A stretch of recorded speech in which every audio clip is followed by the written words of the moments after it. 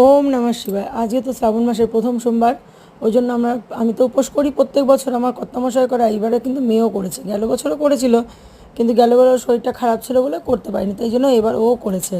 আর এদিকে তো শাশুড়ি মার আজকে একাদশী, আজকে একাদশীও করেছে। তা দেখো আমি পুজো করছিলাম, মেয়ে আবার সুন্দর করে ভিডিও করে দিয়েছে।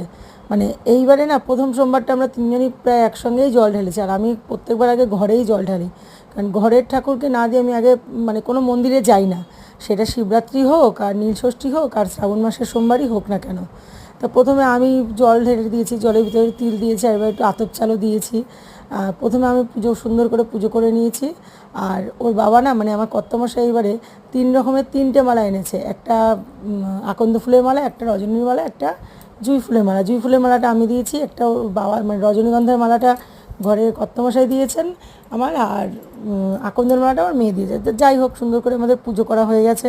পুজো করার পরে তিনজনই আমরা একটু আরতি করে নিয়েছি।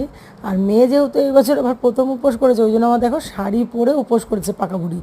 তা উপোস করার পরে আমরা তো উপোস ভেঙেছি বাবার মানে চরণামৃতটা খেয়েই। তারপর একটু সাবু মাখা করেছিলাম। দেখো বেশ একটু আমুল দুধও দিয়ে দিচ্ছি, আর সাবু মাখা করলে না আমুল দুধটা দিলে খুব ভালোই লাগে। সাবু মাখা করেছি। সাবু মাখাটা করার পরে তারপরে আমরা একশুদ্ধ ভাত খাই। প্রত্যেক বছর আগে লুচি খেতাম, আমি গেল বছর আমি যখন আগে করতাম শ্রাবণ মাসের উপোসটা, তখন আমি একসিদ্ধ ভাত খেয়েই কাটাতাম। তা গেল বছর থেকে কর্তামশাইকে বলেছি একসিদ্ধ ভাতটাই খেতে। দেখো সমস্ত রকম সবজি দিয়েছি, আর লঙ্কাও কিন্তু অনেকগুলো দিয়েছি যাতে একটু ঝাল ঝাল হয়। আর তার মধ্যে নুন আর ঘি দেখো ভরে ভরে ঘি দিয়েছি।